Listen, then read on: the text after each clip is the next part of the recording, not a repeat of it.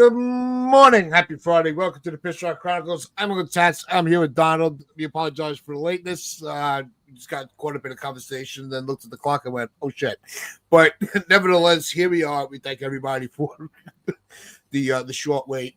But the other thing that should not be waiting on is implementing a scenario to get Ben Rice into the lineup on a daily basis. And unfortunately, sometimes things iron themselves out, and there is question about Paul Goldschmidt's health. So it might be that window to get Ben Rice into more everyday play time at first base. And also, they did recall Escara, so at least it leaves us a backup catcher, so we don't have to keep substituting with Rice and Wells to make so we're not handcuffed in the catching position. But with that, Donald, I mean, it's almost like a no-brainer to make sure that every day in the lineup, Ben Rice's name is in there in some capacity, whether it's first base, DH, catcher, wherever. Just get him in there because he has been. I think he's, as much as he's been. Everybody's a fan of his. I don't think the impact of what he's been able to do has been fully embraced in a generality of the Yankees' success this year, or lack thereof. He's been a revelation, Ben Rice. And to be fair to Boone, I'll give him credit for one thing, right? Believe it or not, I'm giving him credit for something. He is actually trying to get Ben Rice in the lineup every day. And from what I've seen, he's been catching more often than not, which has been really good too. He's even pushing Austin Wells. And he deserves it. Ben Rice has been a revelation. He's a victim of some terrible luck because he mashes the ball. He absolutely mashes the ball. It's just unfortunately he's running a little bit of bad luck at times. But his approach to the plate has been excellent.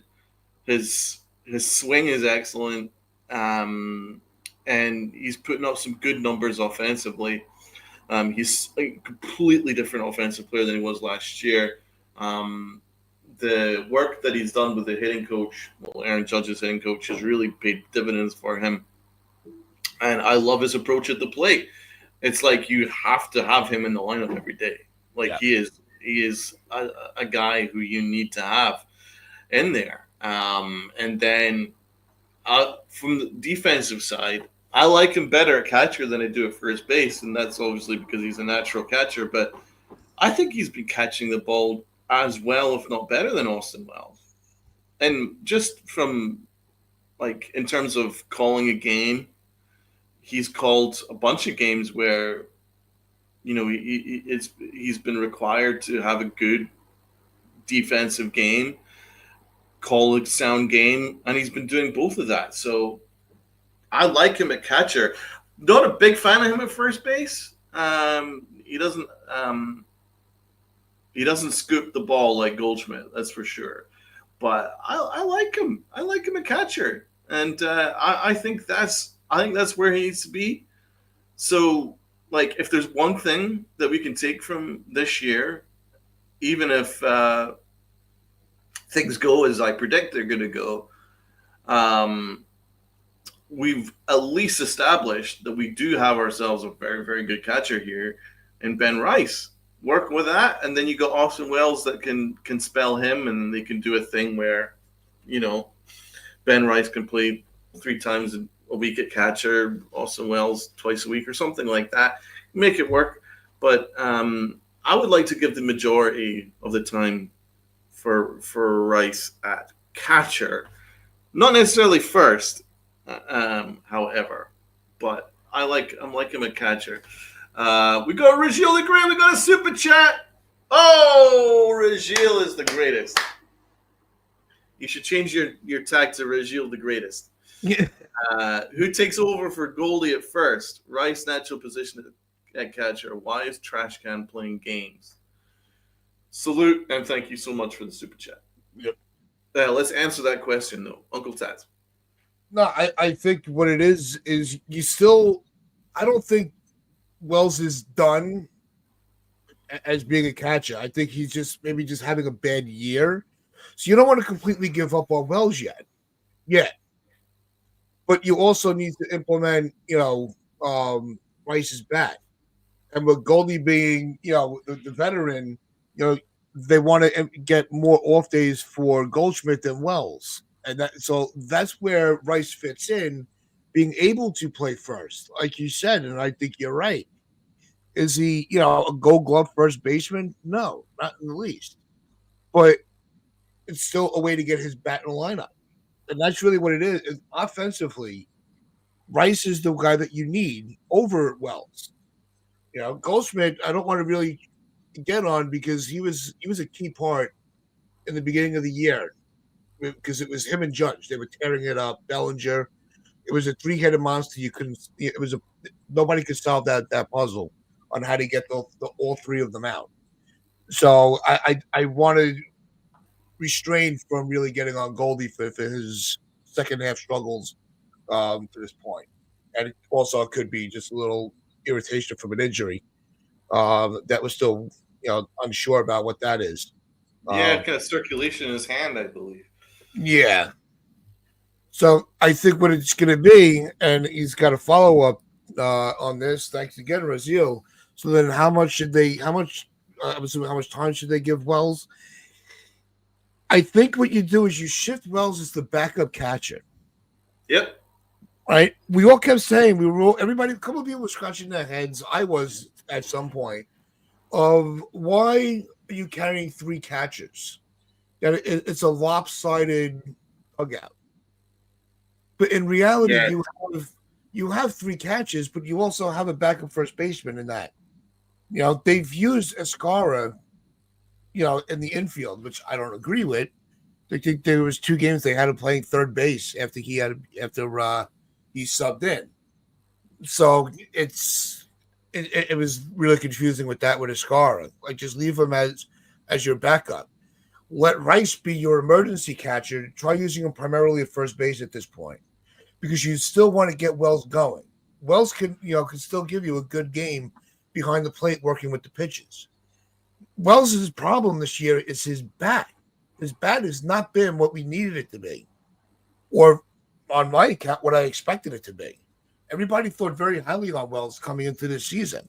Yeah, I was He's kind of hit that sophomore slump that we've seen before and we've seen players overcome. So I really don't want to give up on Wells completely. I've been so let down. I think push comes to shove. If you had to choose one, Rice would be my catcher. That I do agree. Yeah, man. I've been so let down by Austin Wells this year. Yeah, I do believe that he is carrying that in the circulation injury in his hand, so it's definitely affecting things. But you know how Aaron Boone and the Yankees love to mismanage injuries, so I wouldn't be surprised if he's still carrying something there. But I've been so let down by Austin Wells. He's been an absolute zero offensively, a complete nothing.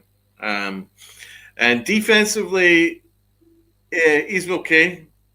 At times he's made some mistakes back there, but I think his biggest issue is his offense. His offense has been awful, putrid, Austin Wells.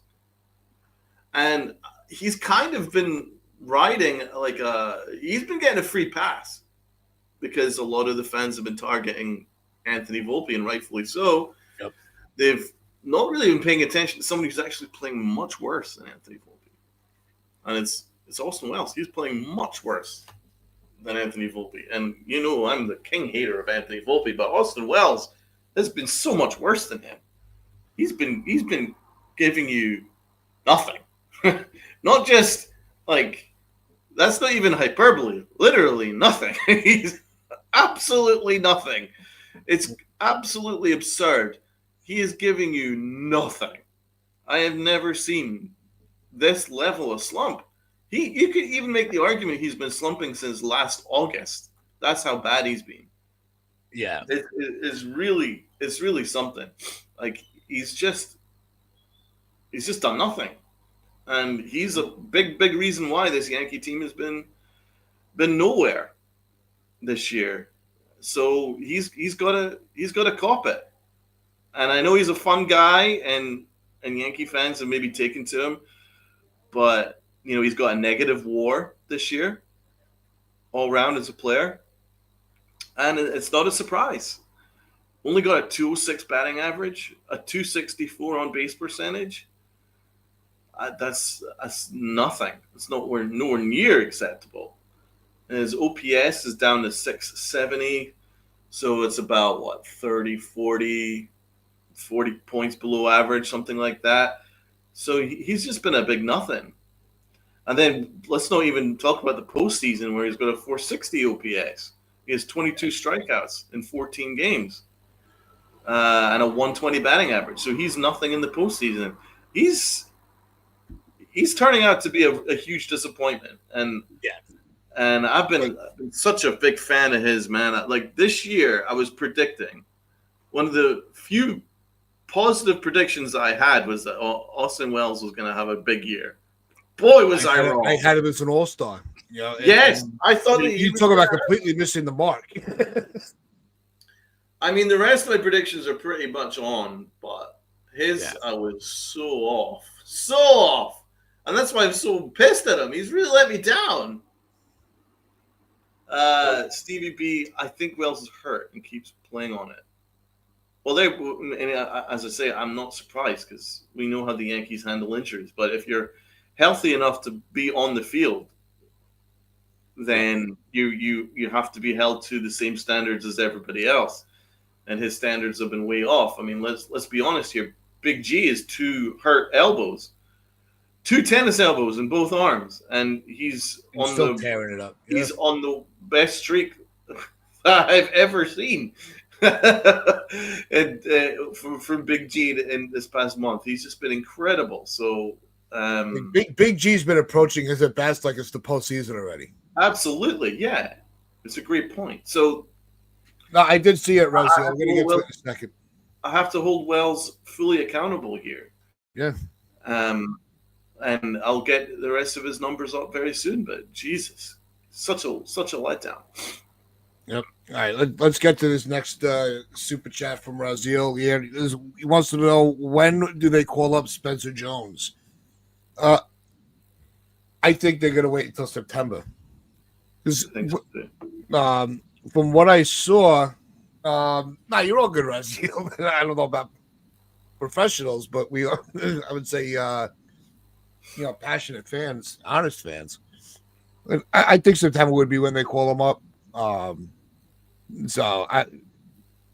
you're also seeing some reports that he's kind of, held off a little bit. He kind of leveled out with his at bats. The power's kind of coming back down to earth with Spencer Jones, and not that should deter the Yankees from pursuing him.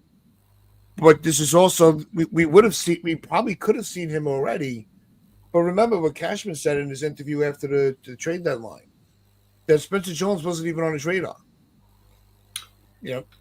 Very important. You're untouchable. That's not on the radar. So it like you talk about two statements that contradict each other, in my opinion. But we might not even. I don't know when we're going to see Jones. I really don't. It's definitely not going to be before the September call-ups. They're still trying to figure out where they're going to play. Get Dominguez back into the lineup, because he didn't play at all this past series. Yeah, we'll need to get into Dominguez. Mm-hmm. But as for Spencer Jones, I'm gonna just call a spade as I always do. He should be up. He should absolutely be up. I don't think that there's really too much of an excuse for him not to be up right now. With Goldschmidt carrying an injury, this is an ideal opportunity to get Spencer Jones in the lineup. It really is. So, all right. Well, just to throw in, I want you to finish your thought. I want to just throw this in there for to get a little context. If we bring up Jones, you're putting him in the outfield, right? Yep. So who's going? So with Goldschmidt out, who's playing first for you? Cody Rice Bellinger. or Bellinger? Cody Bellinger. All right. So where's Rice playing? Catcher? Absolutely. Okay. Nice and Make easy. sure I'm following the ball properly. Nice and easy. It's a very simple thought process. It's no disrespect to Grisham because Grisham's been red hot. Yeah. It's just that the Yankees also have to have an eye on the future as well, next year in the future, because this season, I'm not going to say it's cooked because they've still got a chance of making the playoffs, and in fact they probably will make the playoffs, but their chances of going much further than that, I would say, are pretty slim. So they should be wise to look to what they're planning on doing next year. So I think it would be an opportunity to give Spencer Jones an opportunity there in the outfield. Bellinger is most likely going to be the first baseman next year if that works out anyway. So I think it would be an ideal opportunity to give it a shot. He doesn't need to play every day, but just a couple times a week, get his feet wet in the majors, get used to big league hitting, and then make him the full-time player next year. I'm all in on Spencer Jones. I've always been all in on him, to be honest. I think of all of us on the podcast, I've probably been the one guy that's been like, Spencer Jones. I've always loved this guy. But what he's doing in AAA is crazy. 14 home runs, 30 RBIs in 35 games, 304 batting average, an on-base percentage of almost 400, an OPS of 1,000, a slug of 650. At this stage, I think every other organization would have had him up by now. I'm being perfectly honest. I'm not quite sure what the Yankees are doing with that regard. Like, Spencer Jones should be up. So I don't really understand why they have this third catcher and Escara up instead of Spencer Jones. I think Spencer Jones should have been called up in his wake, and then you've got Ben Rice and Austin Wells that can handle the catching duties. And you've got Bellinger that can play first. This is what I would have done. And by the way, Spencer Jones could also play first as well. So I think he should be. I think Spencer Jones should be up by now. I really do. I'm not quite sure what they're saving him for. With September, they're not going to probably use him that much in September. Because as you say, Brian Cashman has said that he's not on his radar, which is bizarre to me. As you say, it's such a contradiction that he's a complete, untouchable, but he's not on their radar. He's in AAA, and he's 24 years old. I mean, if there's a time for him to be on your radar, I would say now, especially because he's got 1,000 OPS. But, I mean, if they can't find playing time for Dominguez, then I guess they're not going to find any playing time for Spencer Jones. So it's the Brian Cashman adventure in terms of his roster building, which honestly, like Sherlock Holmes and nuclear physicists wouldn't be able to figure out his roster building because it doesn't make a whole lot of sense. He's got 100 outfielders and he's got no shortstops and he's got no fucking catch. So, it is what it is with Brian Cashman's roster building. But I'm just trying to figure it out for him. And I think that Spencer Jones should be up. I really do. Yeah, I think this is where we're getting to in the season where it's like, all right, what are the Yankees going into this final stretch? It says there's 43 games left on the schedule. You know, they're not. Now you're getting into this divide, and we're seeing it in the chat. We're going to pull some comments up. You know, when it comes to with the way that these guys are playing, you know, is this team ready for a playoff run? If they get into the playoffs, you know, I think that Mark here, you know, I don't think he's wrong, and I kind of agree with him. Because it's slim if they get in, but they have a good a chance as anybody. You know, and I do think that's true. But I need to see a little bit more from the players on the field to just really. You're going in with a big. I'd rather go in with confidence than a question mark. Is how I'll put it. They should on paper be as good as anybody, but well, they should be winning the division right now. The Yankees. The reason why I think it's slim that they do much in the playoffs is purely because of who we have as manager, but and also in terms of the roster building is a little bit clunky. Even though I like the roster, it's a little bit clunky. But the reality is the Yankees can't win against the American League. So, I mean, they always get owned by the Red Sox. Always, even when we have a far better roster, which we do, we get owned by the Red Sox. The Toronto Blue Jays own us. They've absolutely owned us all year. So if we had a series with the Blue Jays, you'd have to make the Blue Jays the favorite because the Blue Jays always own us. Aaron Boone can't manage against the American League. He just simply can't. He can't even beat the Orioles. So I'm expecting him to beat the Blue Jays and the Red Sox. So there's that. The Tigers are running away with having the best record in the American League, in my opinion. I think they will. And the Yankees don't really match up to them too well. They haven't so far this year. And then I'm looking at the Astros, and I think the Astros, once they get healthy, would own us as well. I mean, heck, they already owned us in the last playoff series. So that's why last playoff series, the Astros always own the Yankees. So that's why I feel that the Yankees have a very slim chance. They got very lucky last year because they got the Guardians and the Royals. And they had Big G that had like a 2,000 OPS in the playoffs. That's why they succeeded, along with Juan Soto. Soto's at that. That's why they succeeded. But I have to. I'm just have to call it what I see. It's just. I mean, listen. If I genuinely felt that this Yankee team would be special, and I couldn't wait to tell you guys. I just don't feel it. I just don't think that we have the manager to do it. We've got the roster. I just don't think we got the manager to do it. So I'm sorry. I just feel that we have a slim chance. And then, heck, even if we do miraculously make it to the World Series, we will get owned because look at where we're at in terms of record. But look at where we're at in terms of record in the National League. National League teams are just – there's a ton of teams that are so much better than us record-wise. So I don't think we have much of a shot there. So I'm a World Series or bust guy. I am. I'll call it. As a Yankee fan, I'm World Series or bust because that's what I was brought up with. That's what I was born with, and I keep that going. So I'm not a guy that's going to be celebrating getting knocked out in the playoffs, which Brian Cashman and Aaron Boone will.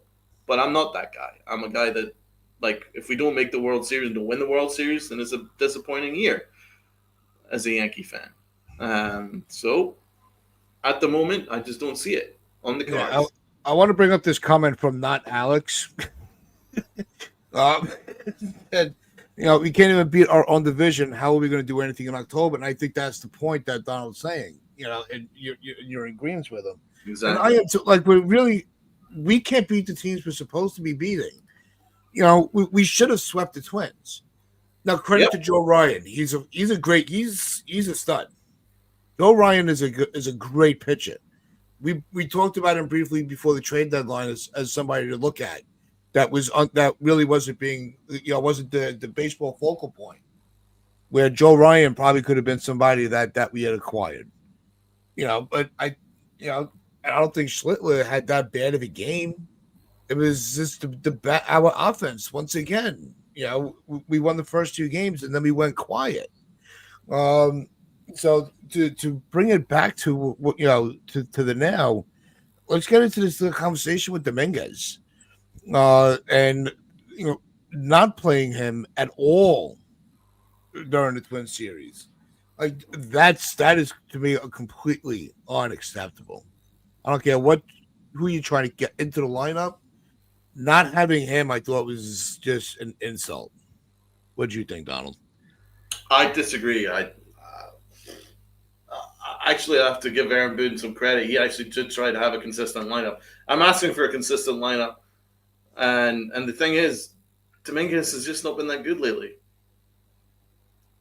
He's been a butcher in left field. Um, it's been pretty poor of late. His read in the outfield, he's out of position. And the Yankees need to figure that out. I think he needs to be his natural position center field. You can make the case maybe he needs to be in right fucking field because that left field is a very challenging left field in Yankee Stadium. It's incredibly challenging, and I just don't think Dominguez is the guy for that. But I'm saying this as a Dominguez fan, and I'm pretty critical on guys. I'm not that critical on him. I like him. I like him a lot. I think he's very good. But let's just call a spade a spade. He hasn't been good lately. He's been slumping lately, and he's been a butcher in left field. So, like, how else would you have constituted the lineup, Tats? I mean, you have to have Bellinger in there, right? He's been arguably our most important player this year, right? He has to be in the lineup. Big G, he has to be in right field. We've got no choice. He has to be playing. He needs to get his bat in there. If you want Ben Rice's bat in there, Big G has to be out there in right field. And then center field, Trent Grisham is, listen, he's the guy that's been arguably our most clutch player this year. He's come up with all our clutch home runs this year. let's be honest. So like he's in center. So where exactly is Dominguez going to play in that case? Like how would you have figured out the lineup? I think the way to get him into the game would have been late inning. I think it was the middle game. Stanton got on base, and they pinch ran him with Caballero, and then put Caballero in right field rather than why don't they just have Dominguez as your pinch runner and just put him in the outfield? So now Caballero's again playing out of position. He's an infielder. He's got some outfield experience, but you have a guy you're trying to develop and boost his confidence, but you have him sitting on the bench for an infielder.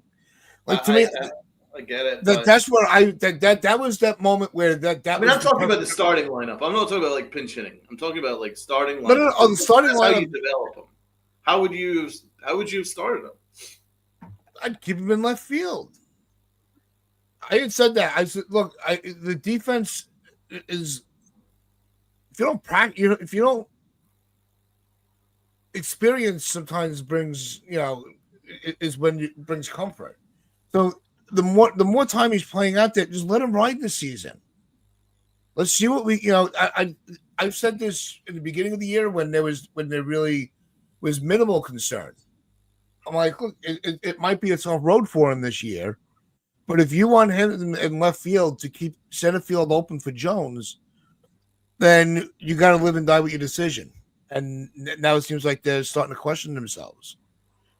So again, it goes back to the organization not knowing how to handle their top guys.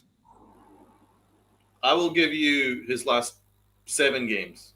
Okay. What's his batting average over his last 7 games? 13 at bats. I'll put that. Got to be around 200. How about 0? What is it? It's 0. 0, 0, 0. Got nothing? Nothing. I would have thought he sprayed a hit in there somewhere. Nope, no hits in 13 at bats. No hits. Oh my God. Even I don't remember. 0 slug. His last 15 at bats, yes. His last 15 games and his last 40 at bats, a 250 batting average. So he's been slumping. He's not been good, and his fielding isn't good enough to carry his slump. The Yankees don't have time to mess around. I'm a big Dominguez fan, but the Yankees have put themselves in this spot. If they weren't so freaking lazy this summer, in May and June, playing so lazy, playing so bored, like, we're going to walk to the postseason. We don't need to have a consistent we don't need to play hard. It'll be fine. It's just tomorrow. Tomorrow will be great. Oh, well, tomorrow wasn't good. The next day will be good. Oh, the next day wasn't good. Oh, the day after tomorrow will be good. And it never was. And that's the way that Aaron Boone has operated this Yankee team. There's no urgency. And then suddenly, the whole summer's passed, and they're now in third place. And now they don't have the luxury to get Dominguez playing time now because they're closer to missing the playoffs than actually being in the playoffs. So that's where they're at. They put themselves in that spot. And in an ideal scenario, if the Yankees were a functioning normal organization, they would have played hard through this summer. They would have a lead in the division, and then they could be like, right, well, Dominguez, let's formulate a plan to make sure Dominguez gets his at bats and things like that. But they don't do things. They don't do smart. The Yankees don't do smart. So they put themselves in this position. Dominguez has to earn his playing time. He hasn't earned it, man. He's got no hits in his last 13 at bats. So, I mean, as big a huge Dominguez fan as I am, and I do like him a lot, and I want him to be a big part of this future here, he's not earned it. He's not earned that. So I'm sorry. I kind of agree with Aaron Boone here. I didn't see a route for him this series. He deserves to be on the bench. Yeah, no, that's why the scenario where I really would have, put him into the game, was that the late inning substitution, But no, to really switch to your point, I think when you look at the calendar and where the standings are, there's the experiment has to be put on ice for a little while. Yeah, heck, Aaron Boone's still not even that urgent, but he's a little bit more urgent than he was, but he's still not all that urgent. Even Michael Kay roasted him. It was so good, thank God. But it was great to see Michael Kay roast Aaron Boone. Did you see that? Say it again? Did you see that Michael Kay roasted Aaron Boone for his decisions in the last Twins game? No, I don't pay attention to Michael Kay. All right, but it was good. I'm glad he did it. It's been a long time coming, but he kind of made fun of Aaron Boone's lack of urgency because the decision to bring in De Los Santos so soon in that game, and then Michael Kay kind of ripped Aaron Boone for just being like, oh well, it was the right lane for him, and he's like, so I'm glad that even the biggest Aaron Boone lover had to make fun of him for his lack of urgency. So maybe the fans are not shocking because he's such a mouthpiece for the Yankees. Oh, he is. Yeah, Michael Kay finally told the truth. Oh, interesting. Michael Kay roasting Aaron Boone is a form of controlled opposition in this case. He's throwing chump at the fans when we all know what he is. Damn, look at his. It's true. On point, man. That's a freaking great point. That's exactly what it is. I don't pay Michael Kay any attention. It's exactly what it is because for instance, if we all called Michael Kay to agree with him on that point, Michael Kay would shout us down and call us idiots. So it's kind of like it's okay for him to say it, but if anybody else says it about Aaron Boone, then no, you can't talk about his boy like that. Yeah, exactly. So, you listen on the radio, and with Dave Simmons and freaking Susan, you could just hear the exhaustion trying to call these games. Yes, I love listening to Susan. I have to be honest. I've been listening to the radio broadcasts at times, and it was great. It was a breath of fresh air because she kind of calls it as she sees it. She doesn't do this whole propaganda. She's got enough equity in the business. She don't have to sugarcoat anything. Yeah. No, we love Susan. Susan protects Susan at all costs. But yeah, we're getting off point here. But Stevie B brings us back to the point. Dominguez, when he's hot, they sit him. When cold, they bench him. What do you expect? Exactly. He also had a very good point that Dominguez doesn't have the baseball IQ to call off a Judge or Grisham or Bellinger. I think he needs more experience in late inning defensive replacement if he doesn't look good that game. And that's kind of like to your point there, Uncle Tats, is that maybe you do want to try and get him in late innings, get that experience. It doesn't look like on the cards that Dominguez is going to be the center fielder long term, and so I completely agree, Stevie B, because he doesn't have the IQ. I mean, what's he going to do? Call off fucking Cody Bellinger and Aaron Judge? Are you kidding? No. So, I mean, he's spot on. Like, where else do you play him though? Left field? He can't play left field. He can't handle. He can't handle the big roomy left field. I can only think of right field for him, but Aaron Judge is going to be a right fielder from here on out. Yeah. No, well, I think once we see Judge back in the lineup, back in the on defense, there's really going to be no room for Dominguez. I think they need to. I don't want. I don't want to say completely on ice. I think they need to have him as the fourth outfielder going forward. Oh I think boy! I think that'll be best for him, and just have Judge, Belly, and Grisham, to solidify your outfield. What? So you want Grisham to be a Yankee next year? No, to finish out this season.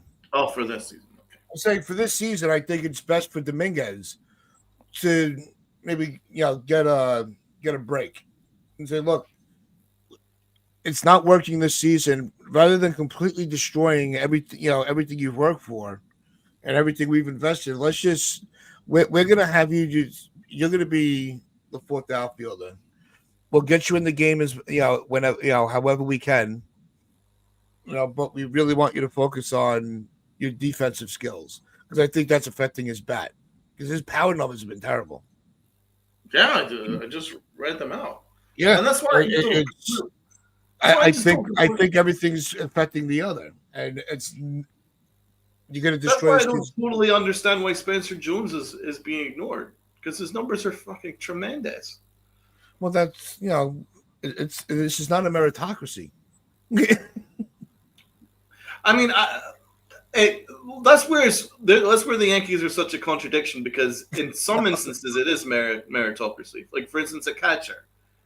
Like it looks like they're moving towards Ben Rice as the catcher now because Austin Wells has been so bad that Ben Rice is now starting to overtake him as in games caught lately. So there is a meritocracy there. And the fact that they want Ben Rice in the lineup every day does indicate it's a meritocracy.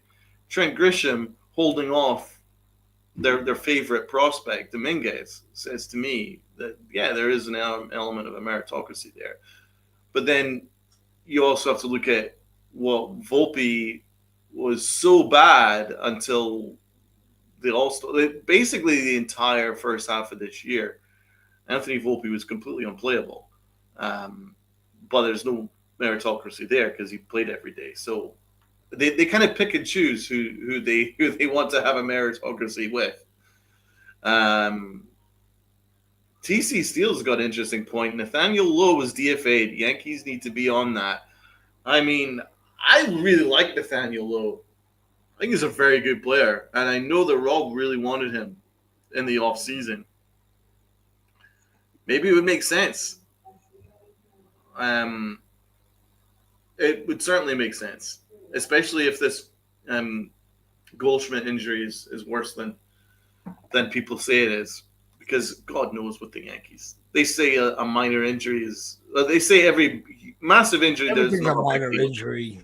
Yeah, you know what I'm saying. But like every massive injury that they're handed, they're like, "Oh, it's not a big deal. It'll be fine tomorrow." So, I mean, how can you trust that with a minor injury that they're just not going to mess that up? So, plus Goldie is horrible versus righties. He's got like a 400-plus batting average against lefties and unplayable against righties. So, that's where we're at. That's why it's a clunky roster. Yeah, I mean, part of me is in agreement with John. He's saying, why are we scooping up DFA players? When we're trying to especially if we're trying to make a playoff push. But where this one specifically makes sense is also the defensive metric. I think that's also where it comes into play because it helps you with the Goldschmidt situation with first base. So I think that's where that comes into play.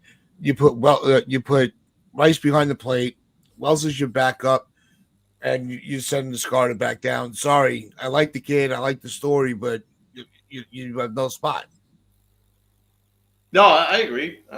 I mean, he doesn't really have a spot, does he? Why carry three catchers? At the end of the day, I want Ben Rice to get the majority of the time playing catcher. Then you got Austin Wells backing him up.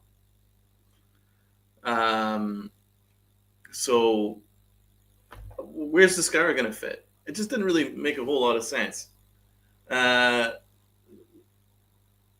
what's your ex name? I'll reach out a bit. Oh, nice. Yeah, I was actually going to ask if you're feeling better, man. At D Stewart 267. At D Stewart 267. I'll be looking forward to hearing from you, Stevie B. Okay, let's get back into the brass tacks here.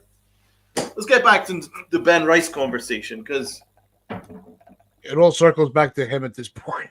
He's been so good. Let's share what Ben Rice has been doing.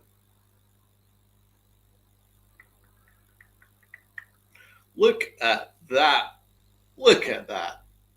Isn't that beautiful? Look at all those reds. But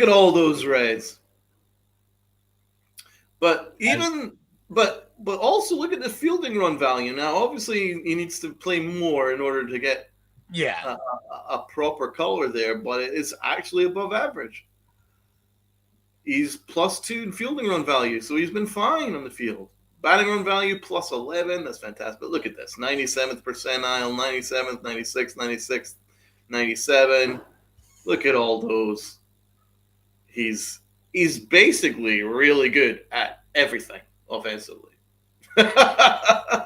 That's really impressive. But look at his framing. His framing's been good. Yeah. 63rd percentile. That could get better. Considering he's been kind of doing it on the fly. Maybe a good off season, we can get that up into the 70s, 70 plus.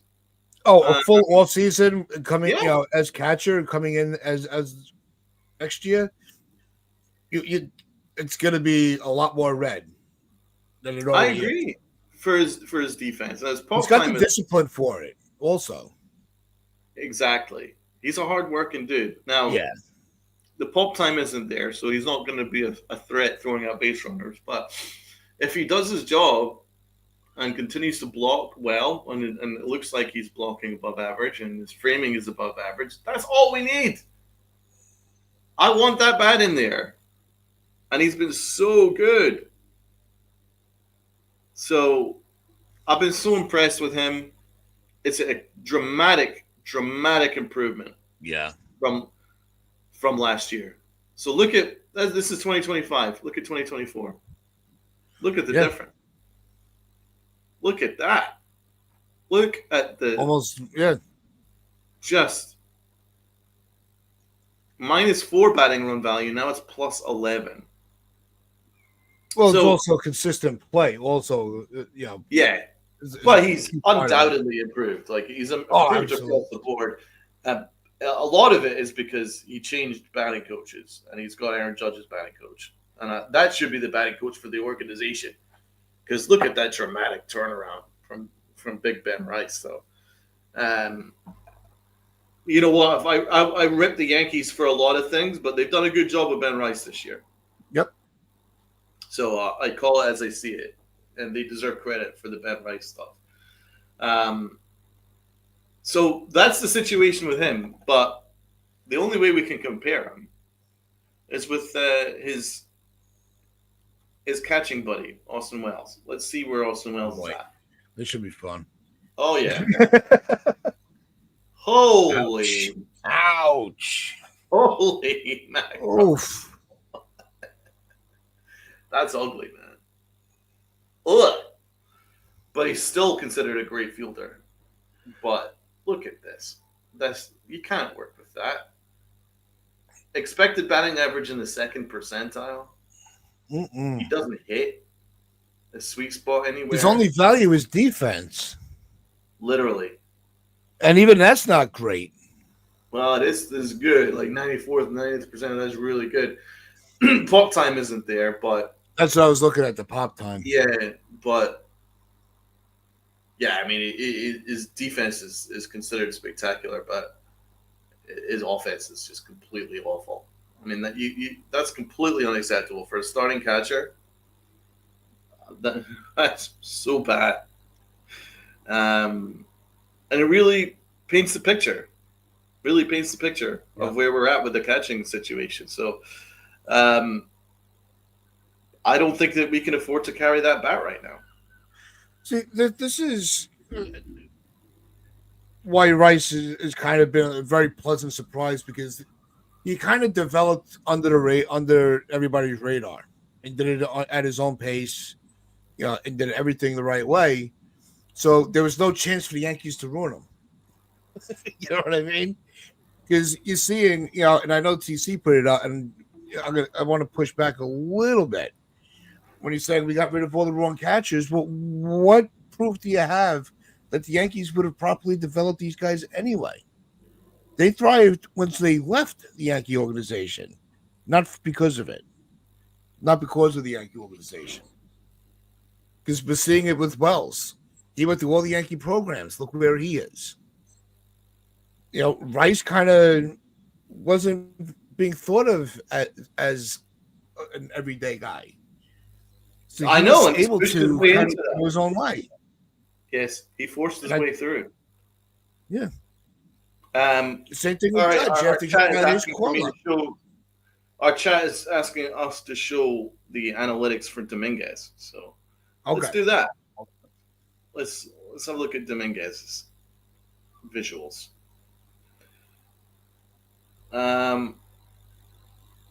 Better than Austin Wells, but not what you need. Not what you need.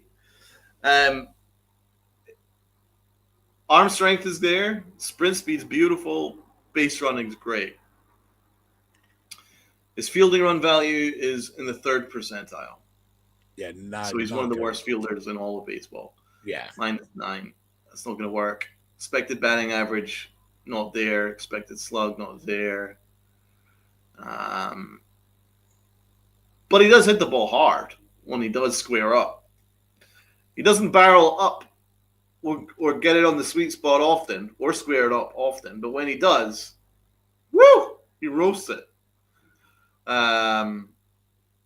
He's drawing walks at a decent clip, but he still strikes out far too much.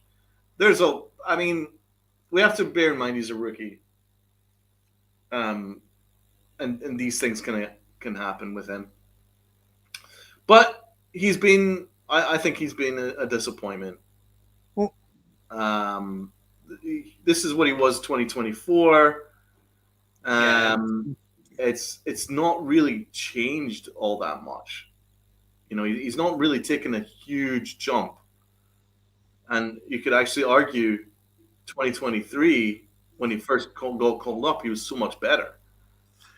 So, have we seen a big jump from Dominguez? No, we haven't. And that's probably something. Now, just for, and he's also 22. No, exactly. He's young. But at the same time, he's been in the organization for how long? Like, 20, he's been with the in the Yankees, development since he's 16 years old. Like, he should have been more flexible in the outfield at this point. You know what I mean? I think that's where it's coming in. It was 10 for 30. Yeah. No, and that is Itchy. That's a great point. A problem for the Yankees. Very good point, Itchy Nuts. 10 for 33 at leadoff. Then they put Grisham in there, who's hitting 191 at leadoff. Yankees ruin players. Yes, they do. I've been saying that till I'm blue in the face. The Yankees have no idea what they're doing with their players. I mean, if you look into your rookie having a 300 batting average as a leadoff, why not just give him that run? But they just don't do it. They don't believe in. That's where Mike Fishman is actually more of a problem than Aaron Boone, because Aaron Boone listens to Mike Fishman. Mike Fishman doesn't believe in anything. Doesn't believe in Hall. I don't even know if he believes in Cole. I don't believe he believes in anything. He just, he doesn't believe in consistency. He doesn't believe that if your leadoff guy is batting 300 and somebody else is batting 190, then maybe you go with the leadoff guy that's batting 300. No, he doesn't believe in that. So I don't quite know. Like, it's really hard to come up with, how am I going to word this? It's really hard to develop these players if you've got such a problem in analytics. Our analytics system is so bad. We've got a giant analytics staff, and I'm sure they're fine, but they have to listen to Mike Fishman, and Fishman is so bad. Mike Fishman is so bad. Oh, wow. One of Fishman's guys hates Dominguez. Interesting. What's going on, Sarge? Wouldn't doubt it, man. I wouldn't doubt it, old Sarge. Like, there was That's this where we're comment. I pinned this comment from earlier. It actually falls into play now. Is Stephen B. a while ago was saying, yes, a mind blowing. The ex Cardinals manager that the Padres manager didn't want to use analytics. The Padres went up, Cardinals have gone way down. That's how I feel about analytics. When you throw the book out the window and you just go based on instinct, look at what the Padres have been able to do. That's an excellent point from Steve. Yeah, I can say categorically that they overuse it. I think they overuse it. They over rely on it. Mike Schilt, yeah. Yep. They over rely on it, but it's still useful.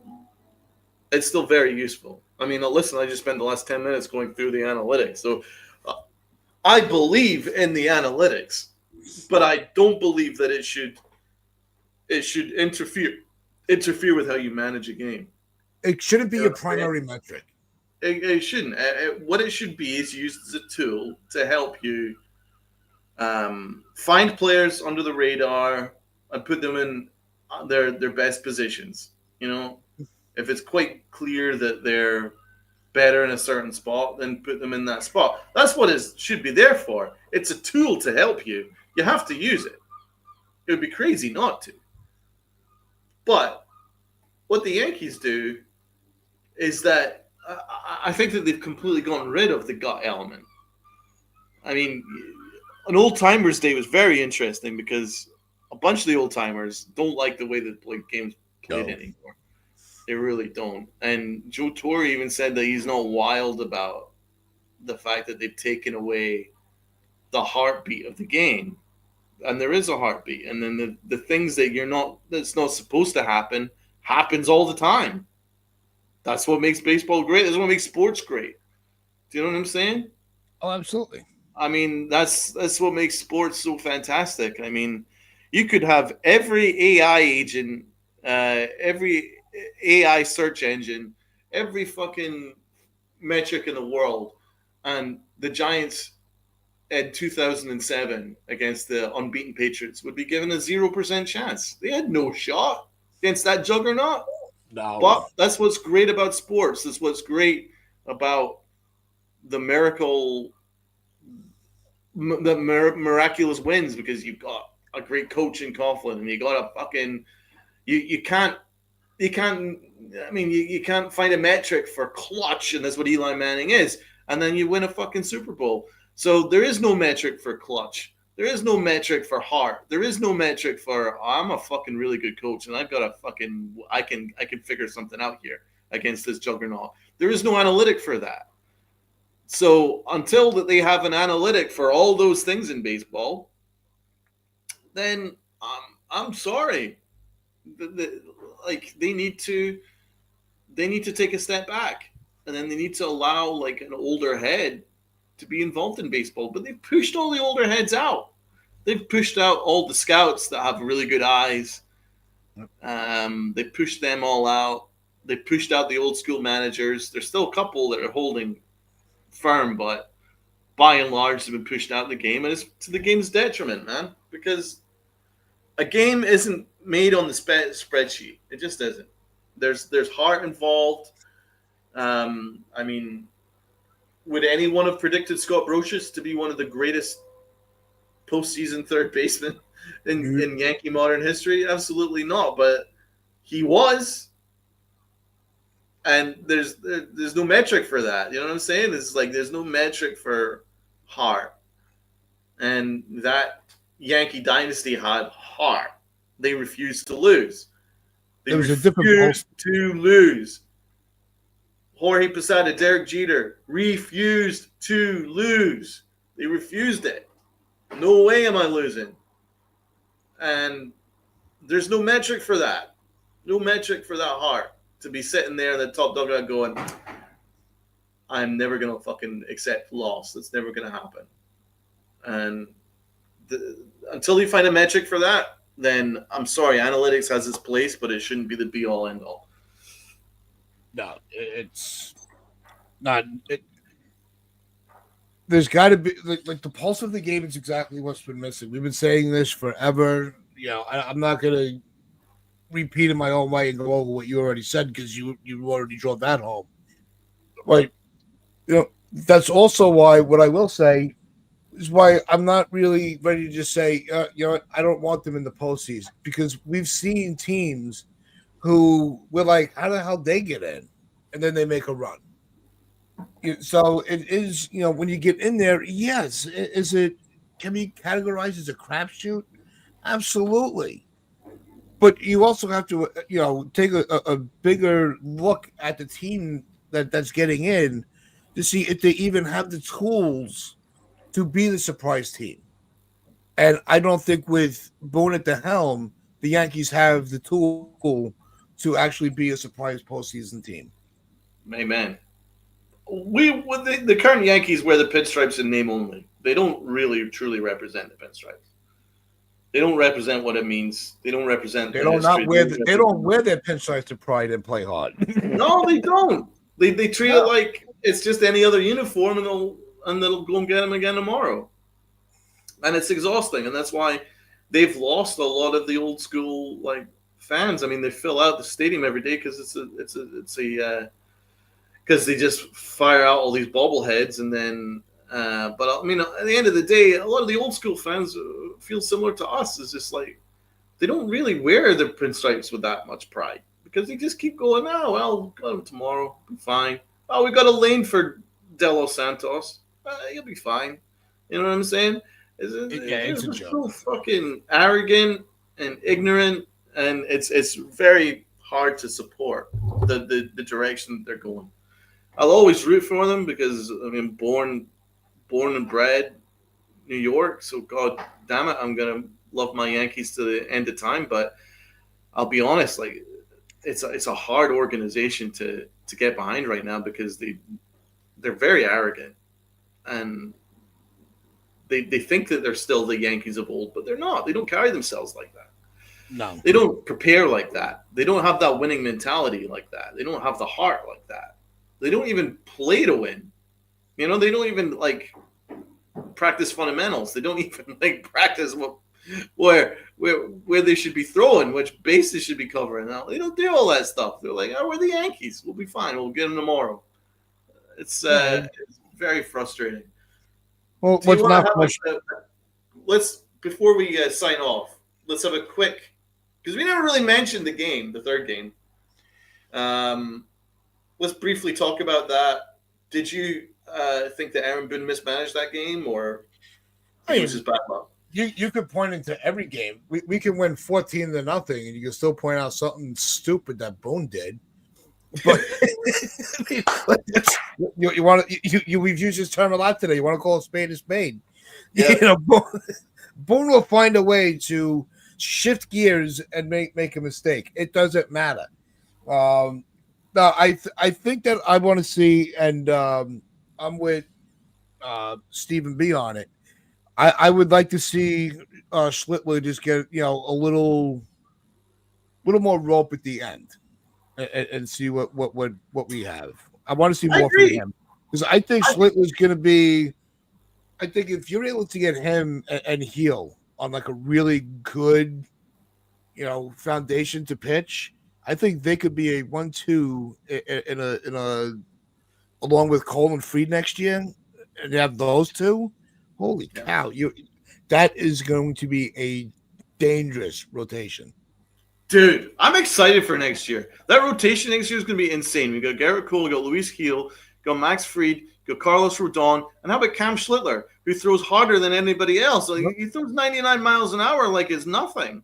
He throws 100 like it's just like routine. Like, he's got a monster arm. I love Cam Schlittler. I'm very excited about him. And I thought he was great in that last outing, and he should have been allowed to go out in the 6th inning. I can sort of see Aaron Boone's reasoning, though, because he don't want him to maybe walk the first guy or maybe get a home run, and then it'll maybe take away from the positive energy that he's built up over that 5 innings. But if you are going to take him out, you need to go with a bigger arm, a better arm. Yeah, especially going into an off day. You could have gone. Exactly. You had a whole bullpen there. You got to go with Weaver.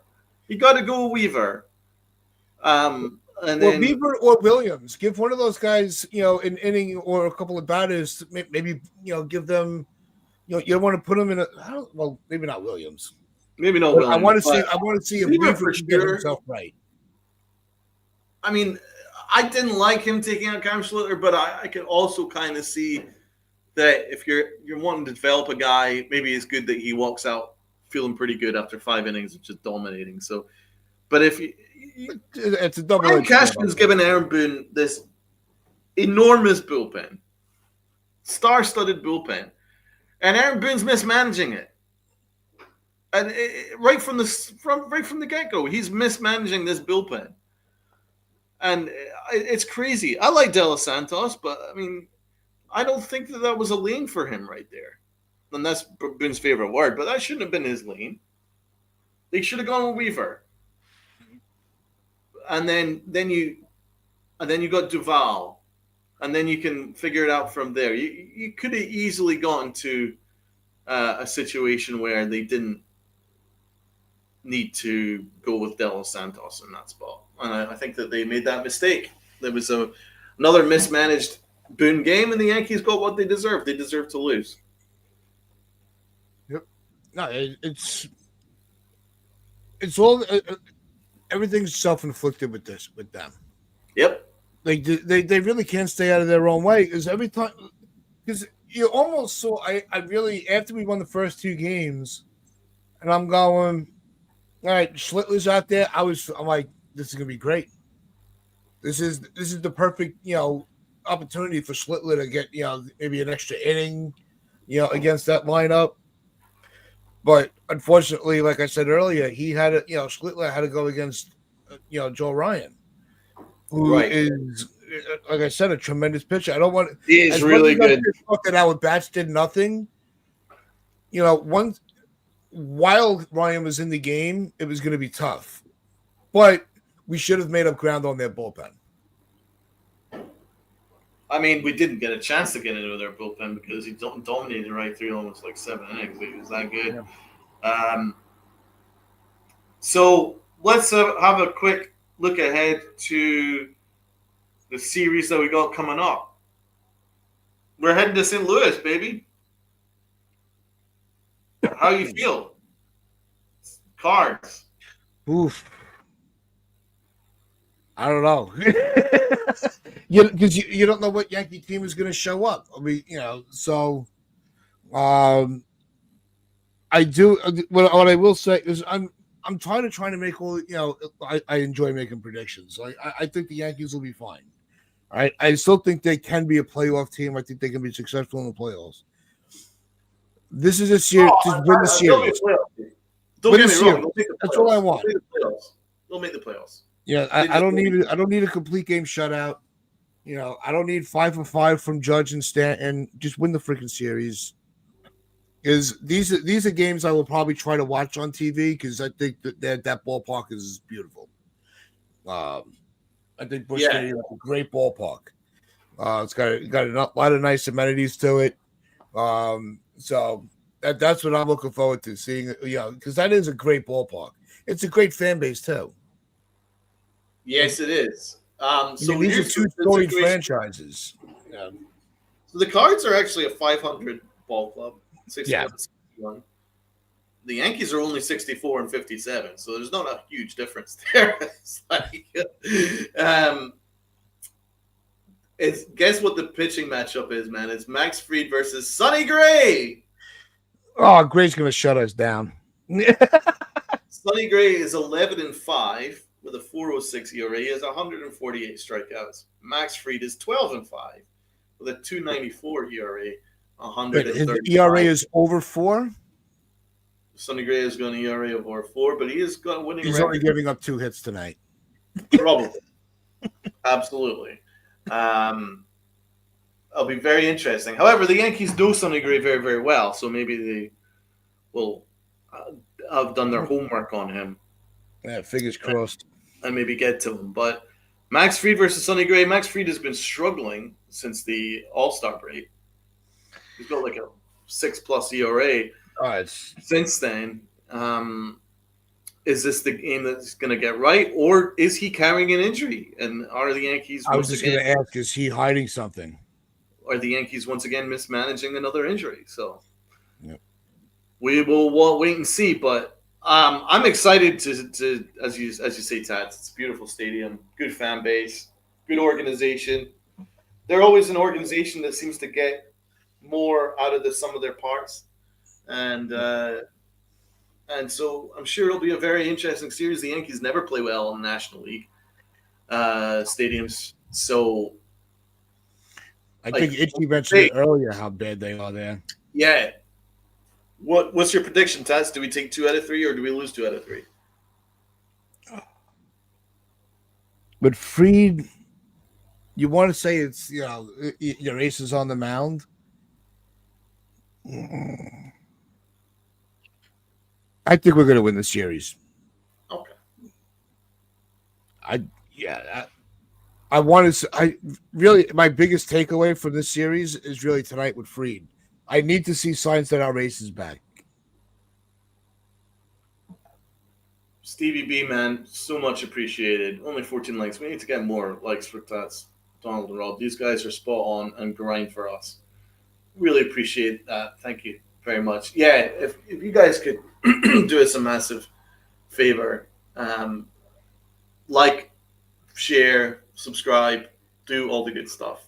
Because we are grinding, but we do it because we love you guys. So if you guys could show some love to us in return and hit the like button and get this thing shared out. Thank you, John the Beagle Dad. Appreciate it, man. Yeah, it's the support is always needed, and you guys really, you guys are top notch. With that, I think it's winning the series. Like I said, I just want to see. I want to see Fried be Fried again. I need our ace back because I think that's where everything starts to feel right again.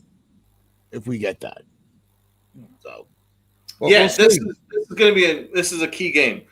Yeah, if Max Fried is back to his normal self, then I think that'll bring everybody else's confidence with. Yeah, then I feel that maybe the Yankees could maybe take 2 out of 3. If the Yankees lose tonight, I think the Yankees will lose 2 out of 3. Yep. Be very interesting.